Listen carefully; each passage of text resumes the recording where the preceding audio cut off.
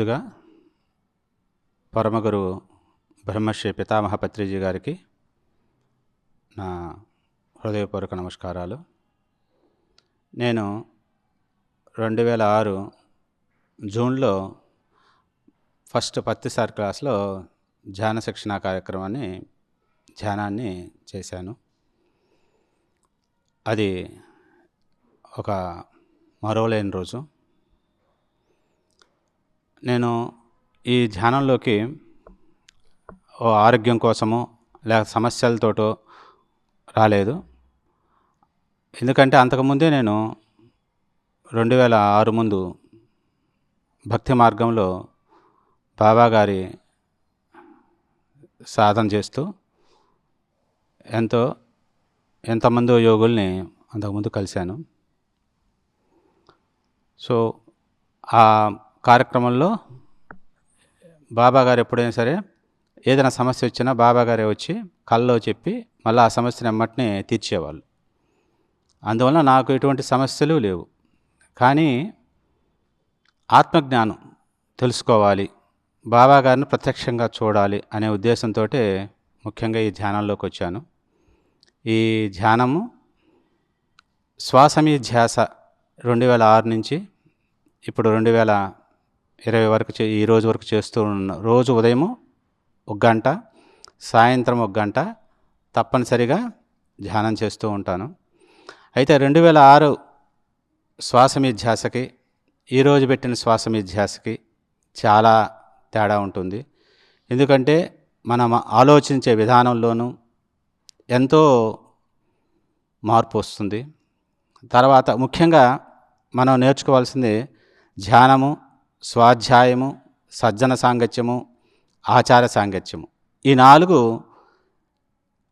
ఆత్మ సాక్షాత్కారం పొందటానికి కీలకమైనవి.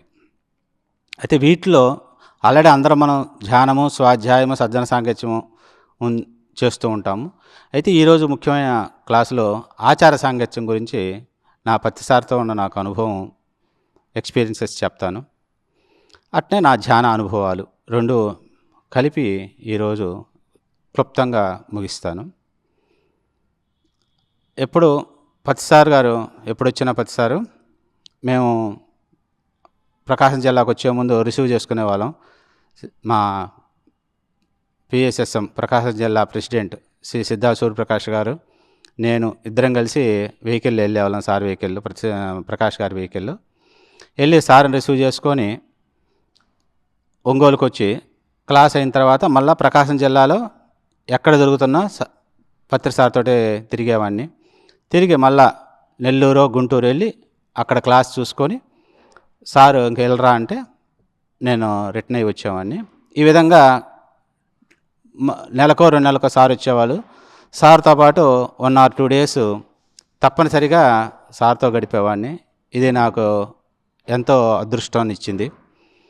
ఎందుకంటే ఒక పరమ గురువుతో గడుపుతున్నప్పుడు మనం ఎలా మాట్లాడాలి, ఎలా తినాలి, ఎలా ఉండాలి, ఎలా చూడాలి, ఇలా ప్రతి ఒక్కటి మనం నేర్చుకోవచ్చు. మనకు కూడా నేర్పుతూ ఉంటారు. నేను ప్రతిసారి ఈరోజు వరకు కూడా ఏ సమస్య చెప్పలేదు, ఏ డౌటు అడగలేదు. సార్ సమక్షంలోకి పోగానే నాకున్న డౌట్స్ అన్నీ క్లారిఫై అయ్యేవి. అలా ఒక చిన్న మంచి ఎక్స్పీరియన్స్ చెప్తాను. నాకు ఒకసారి మార్కాపురంను ఖమ్మంలో 2 క్లాసులు ఉన్నాయి. ఒంగోలు నుంచి బయలుదేరాం పత్తిసార్ తోటి వెళ్తూ ఉంటే పత్తిసార్ ముందుగా చెప్పాడు ఆ కారులో, ఎప్పుడైనా సరే ప్రజెంట్ స్టేట్లో ఉండాలి. క్లాస్ చెప్పేటప్పుడు ఒక్కరికున్నా ఒకే విధంగా చెప్పాలి, 10 మంది ఉన్నా ఒకే విధంగా చెప్పాలి, 1000 మంది ఉన్నా ఒకే విధంగా చెప్పాలని చెప్పారు. ఆ రోజు మార్కాపురం క్లాస్కి వెళ్ళంగానే పత్తిసారి క్లాసు ఓన్లీ ఒక 10 మందే ఉన్నారు. దాంట్లో సాయిబాబా టెంపుల్లో క్లాస్ పెట్టారు. అక్కడ మేనేజింగ్ ట్రస్టీ కూడా ఉన్నాడు. సారు ఎలా చెప్పారంటే ఒక 2000 మందికి ఎలా చెప్తారో అలానే ఆ రోజు ఎంతో ఇష్టంగా 1 గంట ధ్యానం చేయించి 1 గంట క్లాస్ చెప్పి క్లాస్ సెక్షన్ క్లోజ్ చేసేసేసి వెళ్ళిపోయాం. బయలుదేరి మళ్ళీ ఖమ్మం వెళ్ళాం. ఖమ్మంలో సుమారుగా 2500 మందితో ఆ రోజు సాయంత్రం క్లాసు అద్భుతంగా జరిగింది. అప్పుడు చెప్పాడు అది మనం 10 మందితో ఉన్న క్లాస్ చెప్పేటప్పుడు కూడా, ఎందుకంటే చుట్టుపక్కల హాస్టల్ మాస్టర్స్ ఎంతమందో ఉంటారు, ఆ ఎనర్జీస్ ఎప్పుడు పాస్ అవుతాయి. ఆ 10 మందికి చెప్పిన క్లాస్ వలన ఆ నెక్స్ట్ మంత్ ఆ మేనేజింగ్ ట్రస్టీ బాగా ఇంప్రెస్ అయ్యి 40/40 పిరమిడ్ ఆ సాయిబాబా టెంపుల్లోనే నిర్మించడం జరిగింది. అది ప్రతిసారి ఓపెన్ చేశారు. సో మనం ప్రస్తుతం ఇప్పుడు జరుగుతున్నది చాలా చిన్నదిగా అనిపిస్తుంది. అది ముందు ముందు ఎంతో అనుభవాన్ని, ఆ ఎక్స్పీరియన్స్ యొక్క రుచిని మనకు తెలుస్తుంది. తర్వాత ఇంకోటి 2006 ముందు నేను జంగిల్దాస్ బాబా గారని షిరిడి దగ్గరలో కోకంతాన్ ఆ బాబాజీ సమక్షంలో ఒకసారి తిరుపతి దగ్గరకు వస్తే, నేను ఎక్కువ యోగుల చుట్టూ తిరుగుతుండేవాడిని. ఈ ధ్యానాన్ని రాకముందు యోగులు ఎక్కడ ఉన్నారా, సద్గురువులు ఎక్కడ ఉన్నారా అలా తిరుగుతూ ఉంటే మా ఫ్రెండ్ చెప్పాడు, ఇట్లా జంగిల్దాస్ బాబా గారు వచ్చారు, 100 years అబోవ్ ఉంటారు, ఆయన ఓన్లీ చిన్న కఫ్ని ఒక పంచ ధరించి ఉంటాడు, కాబట్టి అద్భుతమైన యోగి, వెళ్దాంపా అని చెప్పి కలిసి మేము వెళ్ళాము. ఆ తిరుపతి దగ్గర వెంకటగిరి వెళ్తే అక్కడ బాబా గారు చూశారు, నన్ను చూసి లోపలికి రా అని పిలిచారు. లోపలికి వెళ్ళంగానే అక్కడ కళ్ళు మూసుకొని కూర్చున్నాను. కళ్ళు మూసుకొని కూర్చోగానే నా చేతి మీద చేయి వేశారు. నాకు తెలవకుండానే నా లోపల ఒక వెలుగు కనిపించింది. ఫస్ట్ ఆత్మానుభూతిని అక్కడ నేను అనుభవించాను. అది 2004లో జరిగింది. తర్వాత 2006 జూన్లో ప్రతిసారి క్లాసులో సార్కి షేక్ హ్యాండ్ ఇచ్చాను. కానీ నాకు ఎటువంటి వెలుగులు కానీ ఎటువంటి అనుభూతి కానీ కలగలేదు. సో నాకు ఏదైనా అనుభూతి కలిగితే ధ్యాన ప్రచారం చేస్తాను అని నిర్ణయించుకున్నాను. అలానే 2006 అక్టోబర్ ప్రతిసారి ఒంగోలు వచ్చారు. వచ్చి షిరిడి ధ్యాన మహాయజ్ఞం జరుగుతుంది, నువ్వు షిరిడి వచ్చేయి అన్నారు. నాకు అది బాబా గారి వాక్కుగా భావించి, షిరిడి బాబా గారి వాక్కుగా భావించి షిరిడీకి వెళ్ళాను. వెళ్ళినప్పుడు ఆ డిసెంబర్లో వైకుంఠ ఏకాదశి రోజు, ఆ రోజు అత్యద్భుతంగా కృష్ణ భగవానుడి విశ్వరూపాన్ని ధ్యానంలో, అలానే బుద్ధుడి యొక్క గోల్డెన్ ఆరాని, ఆ ధ్యానం నుంచి బయటకు వచ్చిన తర్వాత కూడా ఆ ఆరాని అలానే అనుభవిస్తూ తన్మయత్వం చెందాను. తర్వాత జనవరిలో సార్ ఒంగోలు వచ్చినప్పుడు, ఇక నువ్వు ధ్యాన ప్రచారం చేయాలి, ధ్యానం గురించి చెప్పు అని చెప్పారు. అప్పటి నుంచి మేము ఒక టీమ్గా ఒంగోలులో 10 మంది కలిసి ఇంటింటే ధ్యానం అని చెప్పి 40 రోజుల మండల దీక్ష అని చెప్పి ఒక్కో ఇంట్లో, ఒక్కో మాస్టర్ ఇంట్లో, ఒక్కో ఇంట్లో ఆ చుట్టుపక్కల వాళ్ళని పిలిచి క్లాసులు చెప్పటం. అలానే ధ్యాన సప్తాహం అని టెంపుల్లోకి వెళ్ళి ఆ టెంపుల్లో వారం రోజులు సాయంత్రం 6 to 8 క్లాసులు చెప్పటం. ఇలా ఒంగోలు మొత్తాన్ని అందరం ఒక మా సిద్ధా సూర్యప్రకాష్ గారు ప్రెసిడెంట్ గారు, మిగతా మా ఫ్రెండ్స్ అందరం కలిసి క్లాసులు చెప్తూ వచ్చాము. ఒక 2 years తర్వాత సార్ ఉండి చుట్టుపక్కల మండలాలకు కూడా వెళ్ళి చెప్పరా అన్నారు. ఆ సార్ ప్రతిసారి యొక్క పరమ గురువు యొక్క ఆదేశ ప్రకారం చుట్టుపక్కల మండలాలు ఇంచుమించుగా అన్ని మండలాలు కవర్ చేశాము. ఇలా అత్యద్భుతంగా నా ధ్యాన ప్రయాణం నడుస్తూ ఉంది. రోజు ఏదో ఒక అనుభవం. ఎలా ఉందంటే ఇప్పుడు ఇంక అనుభవాలే లేవు, ఎప్పుడూ ఆనందమే. మనకు ప్రత్యక్షంగా తెలిసిపోతుంది. సాధన చేసే కొంది శరీరం ఉంది సుఖానికి కష్టానికి, మనసు ఉన్నది సంతోషము దుఃఖము, బుద్ధి ఉంది శాంతి అశాంతి. ఈ 3 కాకుండా 4వది వచ్చేదే ఆత్మానుభూతి అని తెలుసుకున్నాను. ఇందాక చెప్పడం మర్చిపోయాను. సార్కి షేక్ హ్యాండ్ ఇచ్చిన తర్వాత నాకు ఏ అనుభవం రాలేదు కదా. ఈ 2006 డిసెంబర్లో ధ్యాన మహాయజ్ఞంలో అప్పుడు ఆ బుద్ధుడి యొక్క ఆరా, గోల్డెన్ ఆరా మొత్తం కనిపించింది. అప్పుడు సార్ దగ్గరికి వెళ్ళంగానే సారు డౌట్ క్లారిఫై అయినాయా అని అడిగారు. ఎస్ సార్ క్లారిఫై అయినాయన్న, ఇక సాధన ధ్యాన ప్రచారము, ధ్యాన ప్రచారమే చేయండి అని చెప్పారు.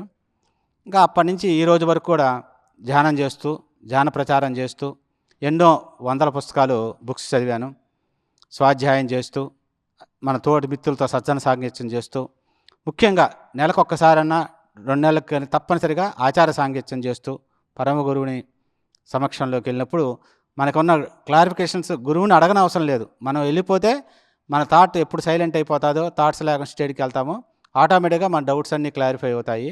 ఇది నా స్వానుభవము. అలానే నెక్స్ట్ తిరువణామలై 2007, 2008 బెంగళూరు ధ్యాన మహాయజ్ఞము, 2009 శ్రీశైల ధ్యాన మహాయజ్ఞం. శ్రీశైల ధ్యాన మహాయజ్ఞంలో ఒక మంచి ఎక్స్పీరియన్స్, నాకు ఒక అనుభవము ఏంటంటే, ధ్యాన మహాయజ్ఞం 2009 ఫిబ్రవరిలో శివరాత్రి రోజు సార్ అండి శ్రీశైలంలో వెళ్ళి వారం రోజులు క్లాసులు చెప్పరా, మంచి ఒక పాంప్లెట్, కలర్ పాంప్లెట్ కొట్టించు అని చెప్పారు. ఆ రోజు ధ్యానంలో కూర్చుంటే తులసి దళంలో వచ్చింది. అదే సుఖము శరీరానికి సంబంధించింది, సంతోషము మనసుకు సంబంధించింది, శాంతి బుద్ధికి సంబంధించింది, ఆనందము ఆత్మకు సంబంధించింది. ఈ పాంప్లెట్ మేమందరం మా టీం అంతా మేము చర్చించుకొని బాగా డిజైన్ చేసి అత్యద్భుతంగా ఒక 20,000 పాంప్లెట్స్, కలర్ పాంప్లెట్స్ కొట్టి ఆ రోజు వారం రోజులు శ్రీశైలంలో శివరాత్రి రోజు మొత్తం పంచాము. అక్కడ మాస్టర్స్ కూడా బాగా, అప్పుడు మన సిద్ధానాగేశ్వరరావు గారు కూడా అప్పుడు ధ్యానంలో లేరు, తర్వాత పిరమిడ్ డైరెక్టర్గా వచ్చారు. ఆ రోజు ఎవరో ఒక మాస్టర్ కనిపించి ఆయన మనకు అక్కడ అకామిడేషను, తర్వాత అరేంజ్మెంట్స్ అన్నీ చేశారు. సో ఈ విధంగా మనం అనుకుంటే మాస్టర్స్ మనకు ఎప్పుడు దగ్గరుండి చేస్తారు అనే అనుభవం అక్కడ నాకు బాగా కలిగింది. తర్వాత మాకు ముఖ్యంగా జయశ్రీ మేడం గారు ఒక సిస్టర్గా మాకు దగ్గర ఉండి, ప్రకాష్ గారు కానీ మమ్మల్ని కానీ బ్యాక్ ఎండ్లో డైరెక్షన్స్ ఇచ్చేవాళ్ళు. సార్ వస్తున్నారు, మీరు వెళ్ళండి, క్వారీకి ఈరోజు వద్దులే, ముందు వెళ్ళి సార్ని రిసీవ్ చేసుకోండి. ఇలా సార్ ఎప్పుడు వస్తున్నారు, ఏ టైం వస్తున్నారు, టైమింగ్స్ అన్నీ అరేంజ్మెంట్ చేస్తూ అనుక్షణము ప్రకాష్ గారు గుర్తు చేస్తూ, ఈరోజు కర్తాల్ ట్రస్టీ మెంబర్గా ఉంటూ ఒంగోలు ధ్యాన మహిళా కార్యక్రమాలు పాల్గొంటూ ఒంగోలు ధ్యాన ప్రచారానికి ఎన్నో వేల మందికి రావడానికి ఆయన వంతు కృషి కూడా చేశారు. సో ఈ ధ్యానం యొక్క విలువ ఎంత చెప్పాలి అంటే అలివి కాదు. ఎందుకంటే ఎన్నో లాభాలు పొందొచ్చు, మానసిక శాంతి పొందొచ్చు, ప్రాపంచికంగా ఏమన్నా కావాలంటే ప్రాబ్లమ్స్ సాల్వ్ చేసుకోవచ్చు, బుద్ధిగా నిర్ణయాన్ని తీసుకోవడంలో ఒక అరగంట ధ్యానం చేసి కూర్చుంటే మనం ఏ నిర్ణయం తీసుకోవాలో సరైన నిర్ణయం తీసుకుంటాము. ఈ 3 ఒక ఎత్తు అయితే, తర్వాత ఆత్మానందము, సోల్ యొక్క ఎన్లైటన్మెంటు ప్రత్యక్షంగా అనుభూతి పొందుతాము. ఎందుకంటే నేను ఈ ధ్యానానికి రాకముందు కనీసం ఒక 40 ధ్యాన పద్ధతులు ఫాలో అయ్యాను. దాంట్లో ముఖ్యంగా గాయత్రి పరివారంలో తిరిగాను, తర్వాత రామకృష్ణ మఠంలో తిరిగాను, షిరిడి బాబా గారి సమక్షంలో భరద్వాజ మాస్టర్ గారు, రామిరెడ్డి తాత, తర్వాత ఆనందమాయి మాత, గొలగమూడి, ఇవన్నీ ఫ్రీక్వెంట్గా నేను తిరుగుతుండేవాడిని. అరుణాచలం అయితే 3 days పోయి అక్కడ విరూపాక్ష గృహలో ఉండేవాడిని, 1 day అట్లా పొద్దున్నీ సాయం దాకా. ఎన్ని చేసినా ఎక్కడో కొంచెం అనుభూతి వచ్చేది, కానీ మొత్తం పూర్తిగా ఆత్మానుభూతి పొందేవాళ్ళం కాదు. ఈ శ్వాస మీద ధ్యాస కరెక్ట్గా పెడితే, శ్వాసను ఎలా గమనించాలి, ఆ శ్వాస చిన్నదే శ్వాస మీద ధ్యాస అనేది, కానీ దాంట్లో అత్యద్భుతమైన ఎనర్జీస్ ఉంది. ఒకటే మన ఒక శ్వాసనే కనుక ఒక నిమిషం ఆపితే శ్వాస యొక్క విలువ తెలుస్తుంది. అలానే ఆ శ్వాస మీద ధ్యాస కరెక్ట్గా పెడితే చిత్తవృత్తి నిరోధం జరుగుతుంది, మన మనసులో ఆలోచనలన్నీ శమిసిపోతాయి, శాంతపడతాయి. అప్పుడు అనంతమైన ఎనర్జీ మన బాడీలోకి వచ్చి మనమే ఒక ఆత్మ చైతన్యము, మనమే ఒక భగవత్స్వరూపము, మనమే బాబా, మనమే అమ్మవారు, మనమే వెంకటేశ్వర స్వామి, మనమే దేవతలమని సంపూర్ణంగా తెలుసుకుంటాము. తెలుసుకొని ఫస్ట్లో నేను కూడా అహం బ్రహ్మాస్మి అని తెలుసుకుంటాము, కానీ ఆ అహమే పెరుగుతుంది మనకు. నేనే గొప్ప అని అంతా నేనే చేస్తున్నా అని వెళ్తుంటాము. ఇక్కడ పరమ గురువు మనకు ఆచార్య సాంగత్యం అనేది ఇక్కడ చాలా ఉపయోగపడుతుంది. అక్కడ గురువు సరిచేస్తాడు మనల్ని. ఒరే నువ్వే కాదు, నీ చుట్టుపక్కల వాళ్ళు కూడా అందరూ భగవంతులే, అందరూ శక్తి స్వరూపులే, మమాత్మ సర్వభూతాత్మ అని మనకు ప్రత్యక్షంగా తెలియజేస్తాడు. అది ఆచార సాంగత్యము. ఒక సద్గురువు, సత్యం తెలుసుకున్న సద్గురువే మనల్ని సరిచేయగలుగుతాడు. ఆ విధంగా నేను సరిచేయబడ్డాను. సో ఎవరన్నా మన దగ్గరకు వచ్చినప్పుడు ఫస్ట్ ఒక శక్తి చైతన్యం మన దగ్గరకు వచ్చింది అని తెలుసుకొని, తర్వాత అతను శరీర స్థితిలో మనస్సు స్థితిలో అతనితో మనం సంభాషించాలి. ఇది నా స్వానుభవం. తర్వాత ముఖ్యంగా చెప్పాలంటే ధ్యానం అంటే శ్వాస మీద ధ్యాస అని మనం ధ్యాన ప్రచారం చేస్తూ ఉంటాం. దానివల్ల ఉపయోగం ఏందయ్యా అంటే చిన్నప్పుడు మనకు టూ టేబుల్ చెప్పేవాళ్ళు. టూ టూ వన్ జార్ టూ, టూ టూ జార్ ఫోర్ అని. ఇలా చెప్పి మనం చెప్తూ మన పిల్లలు చెప్తూ ఉంటే నిరంతరం మన ధ్యానంలో కూర్చున్నప్పుడు కూడా ప్రాపంచిక సమస్యలు ఉన్నా, ప్రాపంచిక ఇబ్బందులు ఉన్నా కూడా ధ్యానంలో కూర్చోగానే మనం నెమరు వేశాం కాబట్టి అది అప్పుడు గుర్తొస్తుంది. శ్వాస మీద ధ్యాస, శ్వాసానుసంధానం అని, శ్వాసతో అనుసంధానం అని మనం నిరంతరం గుర్తుపెట్టుకోగానే ఆలోచన లేని స్థితి. అలా చేయగా ఎంతోసేపు చేయవలసింది అతి తక్కువ సమయంలో వితిన్ 5 minutesలో థాట్లెస్ స్టేజ్కి వెళ్ళి అనంతమైన ఎనర్జీని పొంది మన ప్రాపంచిక సమస్యలు, ఆధ్యాత్మిక పురోగతి తప్పనిసరిగా మనం పొందుతాము. ఇంకా చెప్పాలంటే ఇక్కడే మా ఒంగోలులోనే ధ్యాన గ్రామీణ కార్యక్రమం జరిగింది, స్టార్ట్ చేశారు. అలానే ధ్యాన సప్తాహాల కార్యక్రమం కూడా ఒంగోలులోనే స్టార్ట్ చేశారు. ఫస్ట్ 6 రోజులు రకరకాల సీనియర్ మాస్టర్స్తో, ధ్యానరత్న మాస్టర్స్ తోటి క్లాసులు జరిగేవి. చివరి రోజు ప్రతిసారు వేల మందితో క్లాస్ జరిగేది. ఇలా ఎంతో అద్భుతంగా ఈ ధ్యాన ప్రపంచంలో తిరుగుతూ ఎంతో ఆనందాన్ని అనుభవిస్తున్నాం. ఇంకోటి, మాది కూడా ధ్యాన కుటుంబమే. మా ఇంట్లో మా మిస్సెస్ ధ్యానం చేస్తారు, మా పిల్లలు ధ్యానం చేస్తారు.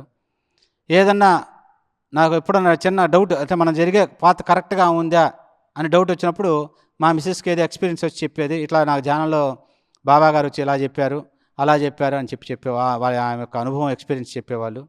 అలానే మా పిల్లలు హాస్టల్ ట్రావెల్ చేస్తూ వాళ్ళ అనుభవాలు కూడా పంచుకునేవాళ్ళు.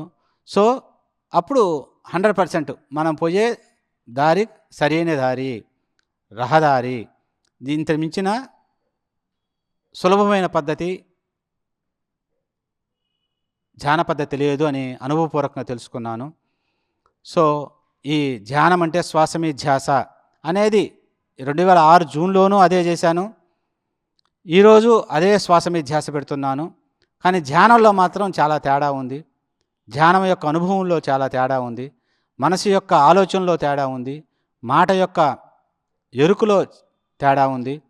ఆత్మ యొక్క చైతన్యం కూడా, అనుభవాలు చాలా ఉన్నాయి. ఇంకొక చిన్న ఎక్స్పీరియన్సు, మా ఒంగోలులో 80/80 ఓం సంజీవిని పిరమిడ్, మెగా పిరమిడ్ని నాన్ మీటర్స్ దాన్ని కట్టించారు. ఎలా అంటే చిన్న అనుభవం, వాళ్ళు ఏదో ప్లాట్స్ వేశారు, ఒక 400 ఫ్లాట్స్. వితిన్ 1 అవర్లో ఫ్లాట్స్ అన్నీ సేల్ అయినాయి. సో దీనిలో ఏదో మహిమ ఉందని వాళ్ళు 80/80 పిరమిడ్ ఎంతో అద్భుతంగా పిరమిడ్ని నిర్మించారు. ఆ పిరమిడ్ మన మాస్టర్సే రోజు మెయింటైన్ చేస్తూ, ముఖ్యంగా సన్షైన్ ఆచార్య మాస్టర్ గారు, మిగతా మేమందరం ఫ్రెండ్స్ అందరం కలిసి దాన్ని ఎంతో అద్భుతంగా క్లాసులు, 1 డే వర్క్షాప్ పెడుతూ వారం ఎంతో అద్భుతంగా చేస్తూ ఉన్నారు. ఈ పిరమిడ్ మోడల్ తోటే కర్తాల్ పిరమిడ్ ట్రస్ట్ వాళ్ళు వచ్చి హైదరాబాద్ నుంచి వాళ్ళు చూసి ఈ మోడల్ బాగుందని ఇదే మోడల్గా కర్తాల్లో కూడా నిర్మించడం జరిగింది, 180/180. సో ఇటువంటి అనుభవాలు ఎన్నో ఉన్నాయి. ఇంకా చెప్పాలంటే ఆ పిరమిడ్లో కూర్చుంటే ఎంతో అద్భుతంగా ఉంటుంది. అలా అక్కడ తర్వాత అలానే మా సాయిబాబా టెంపుల్ వెనక సిద్ధాస్ పిరమిడ్ ధ్యాన కేంద్రం ఉంది. ఇక్కడ తప్పనిసరిగా మేము ఎన్నో మండల దీక్షని, మా సిద్ధా సూర్యప్రకాష్ గారు ప్రెసిడెంట్ గారు, మేమందరం ఒక టీమ్గా ఉదయం 4 నుంచి మార్నింగ్ 7 o'clock వరకు, అంటే 3 hours అఖండ ధ్యానం అని చెప్పి 40 రోజుల మండల దీక్ష పెట్టుకుని ఎన్నో మండల దీక్షలు చేశాము. ఇలా 2 years ఎంతో సాధన చేశాము. సో ఈ సాధనా ఫలితమే ధ్యానం మాత్రం తప్పనిసరిగా ధ్యానం చేయాలి. రోజుకు 1 hour, ఎవరి వయసు ఎంత ఉందో అంతసేపు ధ్యానం చేయాలి. అలానే ధ్యాన ప్రచారం చేయాలి. మనకు వచ్చిన అనుభవాలు, మనకి ఏ అనుభవం వస్తే అది పక్క వాళ్ళకి పంచిపెట్టాలి. అప్పుడు తప్పనిసరిగా మనం ఎదుగుతూ ఎంతో ముందుకెళ్తాము. ఇక మన పిఎంసి డైరెక్టర్ సిద్ధా నాగేశ్వరరావు గారి గురించి చెప్పాలంటే, ఈ విషయం నాకు 2014లో నేను మార్కాపురంలో క్లాస్ జరుగుతుంది, ప్రతిసారి క్లాస్ ఉంది. సార్ వచ్చేయమని చెప్పారు. సార్ డోర్నాల్లో ఉన్నారు. నేను మార్కాపురం వచ్చి బస్టాండ్లో దిగాను. దిగంగానే నాకు మారం శివప్రసాద్ గారు ఫోన్ చేశారు. ఏం కృష్ణ ఎక్కడ ఉన్నావు అని. సార్ ఇప్పుడే, ఇది 2014లో జరిగింది నాకు అనుభవం. ఇప్పుడే బస్టాండ్లో దిగాను సార్ అని చెప్పా. అదృష్టవంతుడివయ్యా అన్నాడు. ఏం సార్ అన్న. సహజంగా గురువుని మనం గుర్తుపెట్టుకుంటాము, గురువు దృష్టిలో పట్టడం చాలా అదృష్టము. ఇప్పుడే సార్ అన్నాడు, ఇప్పుడే కృష్ణ మార్కాపురంలో దిగాడన్నారు. సారు, మారం గారు, శివప్రసాద్ గారు వాళ్ళు డోర్నాల్లో ఉన్నారు. కాబట్టి నువ్వు గురువు దృష్టిలో ఉన్నావయ్యా, చాలా చాలా అదృష్టవంతుడు అని చెప్పారు. ఆ రోజు క్లాస్ అయిపోయింది. క్లాస్ అవ్వగానే ఆ రోజు ఈవినింగ్ చెప్పారు, 2015 వరకే నువ్వు కష్టపడి వర్క్ చేయి ధ్యాన ప్రచారం. తర్వాత మన పిఎస్ఎస్ఎంలోకి కోటీశ్వర్లు వస్తారు, అందరూ వాళ్ళే దగ్గరుండి అంతా వర్క్ చేస్తారు. మనం ఓన్లీ హాయిగా సరదాగా వెళ్ళి భోంచేసి రావటమేను, ఇంకా ధ్యాన ప్రచారంలో అంతా వాళ్ళే చూసుకుంటారు అని చెప్పారు. అలానే మనకు పిఎంసి డైరెక్టర్ సిద్ధా నాగేశ్వరరావు గారు వచ్చారు. వాళ్ళే కాశీలో పెట్టారు. మేము ఓన్లీ రూమ్స్ అన్నీ వాళ్ళే బుక్ చేస్తే హాయిగా వెళ్ళి ధ్యానం చేసుకొని ఆ క్లాసులు ప్రోగ్రామ్ చూసుకొని అద్భుతంగా వచ్చాము. అలానే శ్రీశైలంలో చేశారు, అలానే తిరుపతిలోనూ చేశారు. సో ఇప్పుడు ధ్యాన ప్రచారం చేయటం చాలా ఈజీ అయిపోయింది. ఏదనుకుంటే ఇప్పుడు అది అయిపోతుంది. పాంప్లెట్ కావాలంటే ఎవరో వస్తున్నారు, సార్ ఇది పాంప్లెట్ ఇస్తున్నాం, ఇవన్నీ కొట్టించుకోండి సార్, మేము వచ్చి మేము పాంప్లెట్స్ పంచుతాము అని వాళ్ళే ముందుకు వచ్చి ఈరోజు ఎంతో అద్భుతంగా ధ్యాన ప్రచారాలు చేస్తున్నారు. ఎంతో వేల మంది ఈరోజు తయారయ్యారు. అలానే ఈరోజు పిఎంసికి చాలా చందాదారులుగాను, పిఎంసిలోకి షేర్స్ కొనటానికి కూడా ఈరోజు అడగకుండా వాళ్ళే ముందుకొచ్చి మనకు హరికి, కాశీ విశ్వనాథ్ వీళ్ళకి వాళ్ళు చెప్తూ ఉన్నారు అనుభవాలు. వాళ్ళే ముందు మాస్టర్స్ ముందుకు వస్తారు, సార్ మా వంతుగా మేమేమైనా సహాయం చేయాలా, మేమేం చేయాలి, ఏం చేయాలి అని తన్ మన్ ధన్ ప్రతి ఒక్క మాస్టరు ముందుకు వచ్చి సహాయం చేస్తున్నారు. సో ఇటువంటి అదృష్టం మనకు అనుభవం కలిగినందుకు, ఇటువంటి ఎక్స్పీరియన్సెస్, ధ్యానము, ధ్యాన ప్రచారం యొక్క ఉపయోగాలు, అనుభవాలు పొంది ఎంతో ఆనందం అనుభవిస్తున్నాను. ఈ అవకాశం ఇచ్చిన పిఎంసికి థ్యాంక్స్ చెప్పుకుంటున్నా. Thank you.